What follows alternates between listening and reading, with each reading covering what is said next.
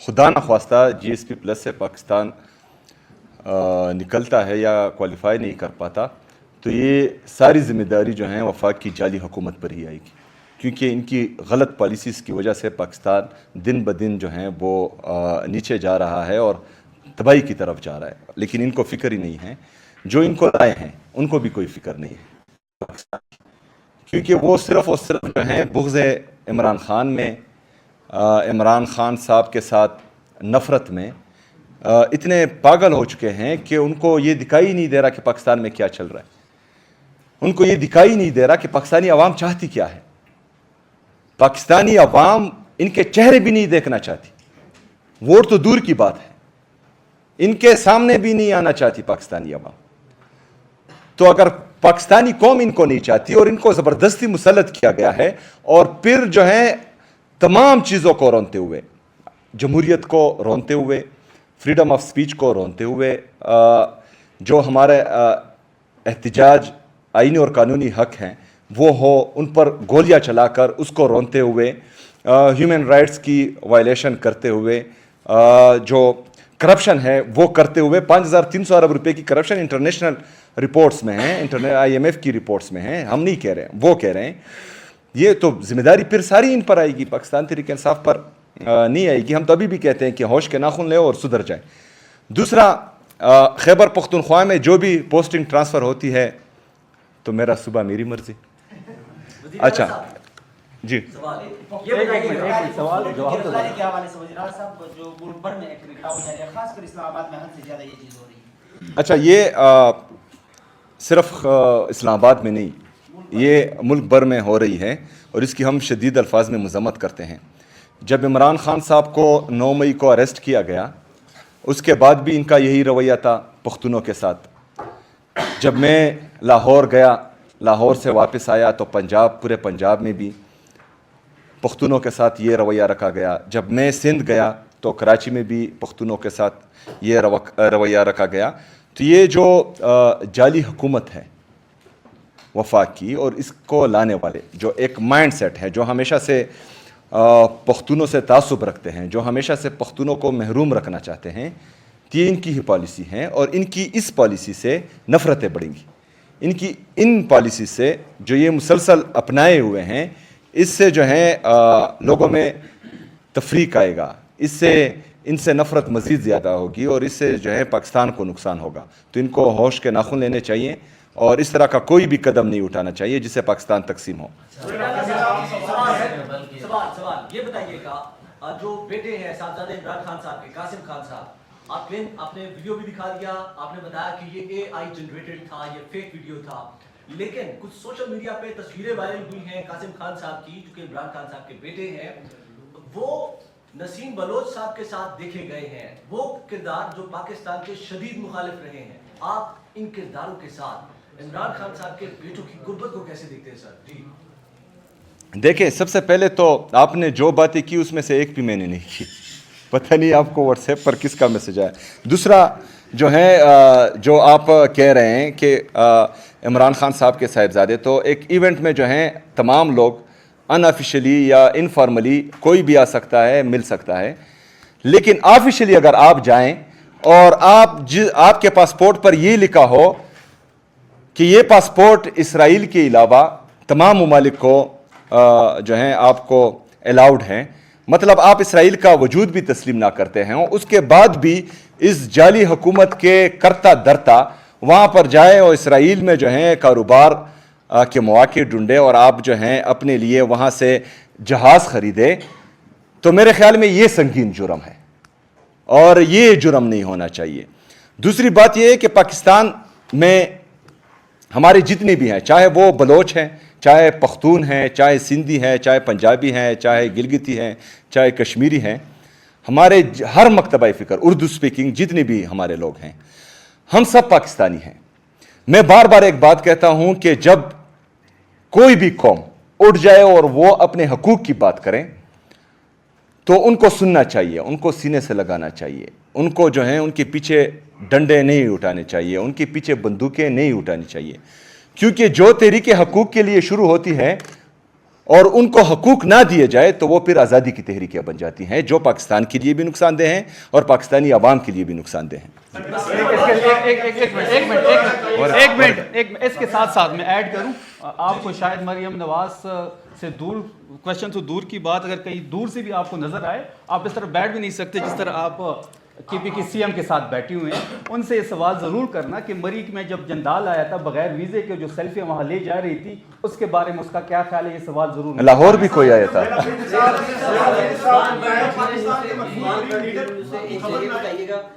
کون سے نیوز سے؟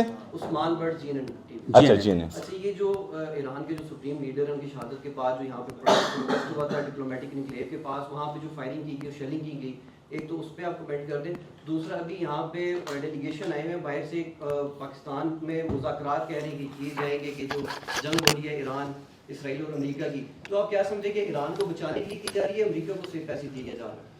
دیکھیں جی، یہ تو جب مذاکرات کامیاب ہوں گے اس کے بعد ہی پتہ چلا گا کہ مطلب کس کا نقصان ہوا اور کس کا فائدہ ہوا ہے، لیکن میرے خیال میں جو ایران کا سٹانس ہے تو وہ جو ہیں اپنے مفادات پر کبھی بھی کمپرومائز نہیں کریں گے، اور پاکستان کا کردار میرے خیال میں ہمیشہ جو ہے وہ مذاکرات اور امن میں ہی ہونا چاہیے۔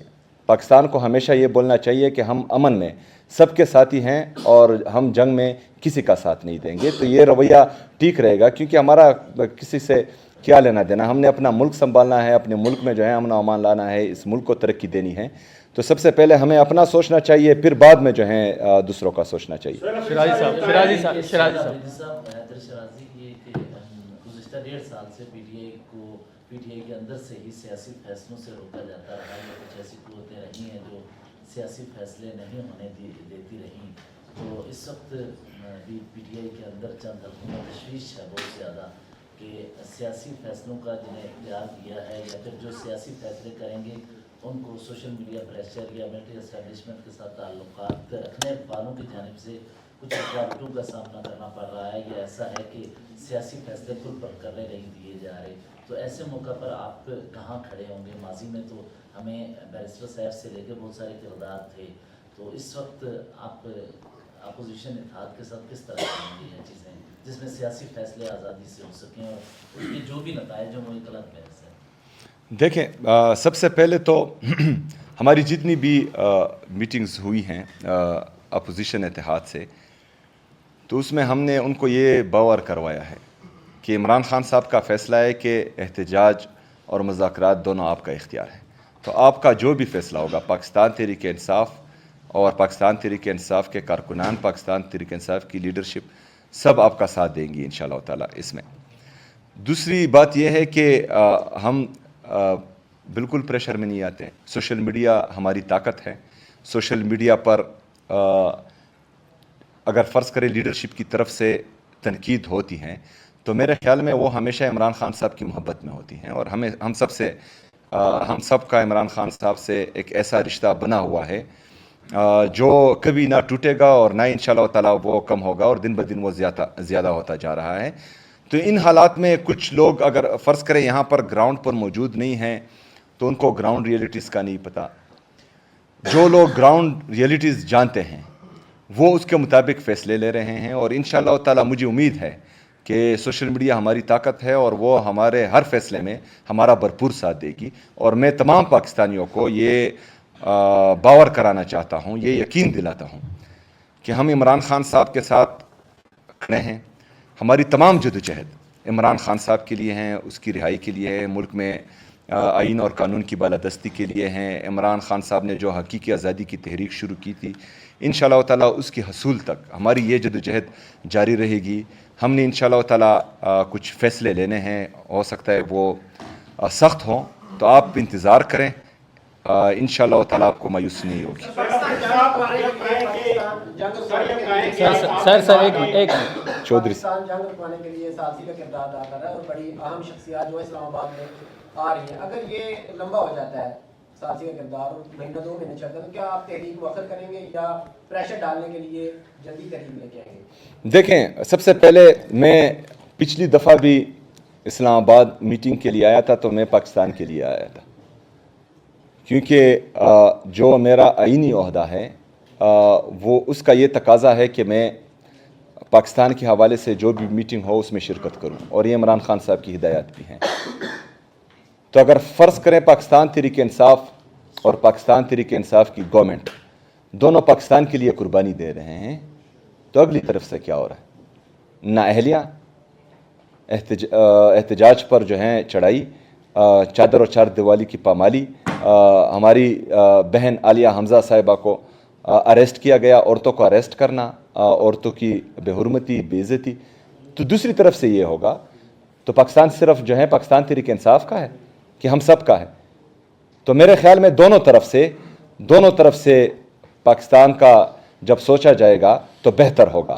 बाकी जो है पाकिस्तान में हकीकी जमहूरियत के लिए, पाकिस्तान में आईन और कानून की बालादस्ती के लिए हमारी ये जद्दोजहद है, तो अगर फ़र्ज़ करें हमारे एहतजाज से ये चीज़ बहाल होती है तो मेरे ख्याल में ये अच्छी बात है।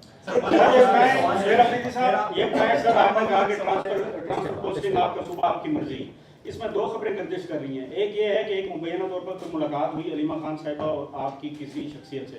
दूसरी बात यह है कि साबिक़ वज़ीर आला को कोई इन्फॉर्मेशन पास की जा रही है। इसमें हकीकत क्या है? कौन सी खबर दुरुस्त है? इसमें दोनों खबरें दुरुस्त नहीं है। दोनों की तरतीब। हाँ, दोनों। सर आपका हो गया ना सर? एक मिनट जी, उसको क्वेश्चन करने दे, एक मिनट जी प्लीज। मेरा आपसे सवाल ये सिंपल सा सवाल है कि पाकिस्तान के मकबूल तरीन लीडर की महीनों तक खबर नहीं आती और 2 अपॉइंटमेंट्स की जाती हैं अपोजिशन लीडर्स की। वो अपॉइंटमेंट्स अपनी वो जो रिजल्ट प्रोड्यूस करना चाहते थे वो अभी तक रिजल्ट प्रोड्यूस नहीं हुए। और एक सूबे के वज़ीर आला कभी एग्रेसिव होते हैं, कभी मुसालिफ पसंद हो जाते हैं, और एक पार्टी के कारकुनान को लंबे अरसे तक एंगेज नहीं किया जाता। माजी में हमने देखा कि पीटीआई के कारकुनान और पीटीआई में इतना लंबा एंगेजमेंट गैप कभी नहीं आया। तो उस पार्टी की पॉलिसी क्या है? वो पार्टी क्या करना चाहती है? कारकुनान ये जानना चाहता है। स्ट्रीट मूवमेंट आपने अभी कर दिया, लेकिन उसका आपके आगे लाया अमल क्या है? किस तरह आप इमरान खान साहब की राय को फॉलो अप करेंगे? देखें, सबसे पहले तो जब वो इवेंट था वहाँ पर भी मैंने यही कहा कि जितनी भी हमारे आईनी और कानूनी रास्ते थे वो हमने अपनाए हैं। हम अदालतों में गए, हम जो जाली सही लेकिन अभी ओहदों पर हैं उन सब से राब्ते किए, क्योंकि जमहूरियत का यही तकाजा था। तो तमाम तर जितने भी हमारे पास रास्ते मौजूद थे वो अपनाने के बाद हम इस नहज पर पहुंच चुके हैं कि हमारी ना सुनवाई हो रही है और ना हमें इंसाफ मिल रहा है। तो फिर यही आईन और यही कानून हमें इजाज़त देता है कि हम एहतजाज करें, और पुरअमन एहतजाज इंशाअल्लाह ताला हम करेंगे। और कारकुनान तैयार है, कोई गैप शेप नहीं है। आप जब हम कॉल देंगे तो इंशाल्लाह आपको लग पता जाएगा कि गैप है या नहीं। लास्ट क्वेश्चन आपने कर लिया सर सवाल, नहीं आपका हो गया, आपका भी हो गया सर। पाकिस्तान में जब तारीखें चलती हैं तो मौसम को देखा जाता है। आगे अप्रैल 1 दिन बाद शुरू होने वाला है, उसके बाद मई, जून, जुलाई, सितंबर तक गर्मियों का मौसम होगा, उसके बाद फिर सर्दियां होगी। तो ये मंथ आपके लिए अप्रैल का है जिसमें आप तहरीक की कॉल क्या दे सकते हैं, या फिर ये इसको मजीद लिंगर ऑन किया जा सकता है? अच्छा, इसी के साथ काइंडली ले लें कि साबिक़ वज़ीर आला की तरह आप भी चैन पीने चले जाएंगे या वहाँ के साथ ही खड़े रहेंगे? देखिए, मेरा तो आप इंशाल्लाह ताला जनाजा पढ़ने ही आएंगे। अच्छा, दूसरी बात यह है कि आपका सवाल मौसम। अच्छा, सबसे पहले तो अगस्त बहुत दूर है। दूसरा जो है